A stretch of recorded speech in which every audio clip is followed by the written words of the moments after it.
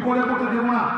যখন এসে চালু হলো তখন আপনার প্রতিবাদ ছিল, আপনি পরিকল্পিতভাবে খেলা করছেন। আর আজ দিল্লি থেকে নাটক করবেন, কাল বলবেন মমতার জন্য আমার আপনার ভোটার লিস্টে নাম হলো, পরশু বলবেন আমি যখন ভোটার লিস্টের নাম তুলে দিলাম তখন আমাকে ভোটটা দাও। আর কিছু জিজ্ঞেস করো না, যেমন হবে এনআরসির সময় ভোটটা হচ্ছে কিছু জিজ্ঞেস করো না। মুসলমান বাদ চলে সব তৃণমূলকে ভোট, এই তো হয়ে গেল। শীতল টিভিতে গুলি চললো, মুসলমান সমাজে প্রচার হয়ে গেল।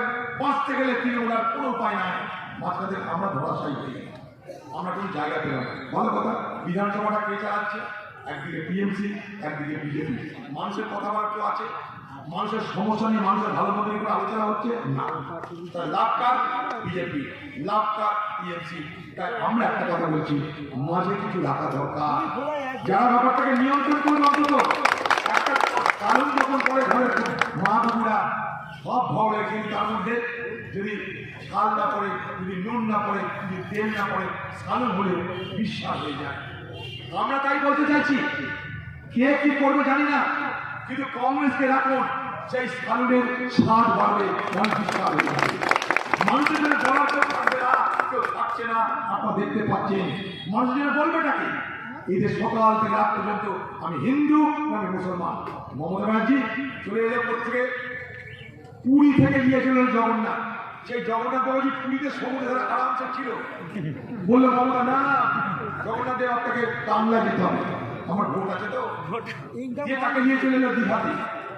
সরকারি টাকা, কোটি কোটি টাকা আমার আপনার খরচ করে সেখানে জগন্নাথের মন্দির গাড়ি হয়ে গেল। হয়তো জগন্নাথ স্বপ্ন দেখেছিল মমতা আমাকে নিয়ে চল, আমাকে নিয়ে চল, তাহলে তো ভোট ভালো হবে, সেইখান থেকে নিয়ে চলি হয়ে গেল।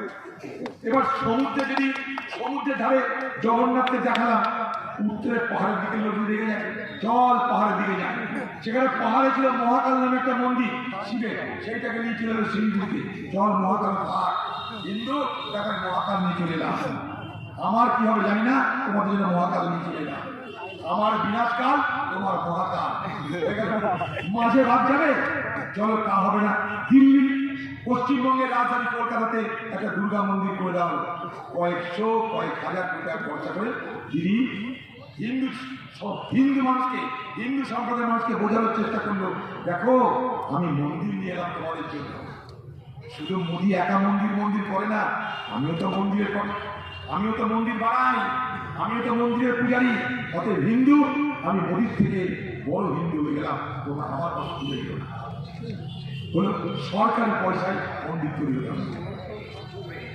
মণ্ডপে দুর্গা পুজোর সময় 1,20,000 টাকা চাঁদা দেওয়া শুরু হলো।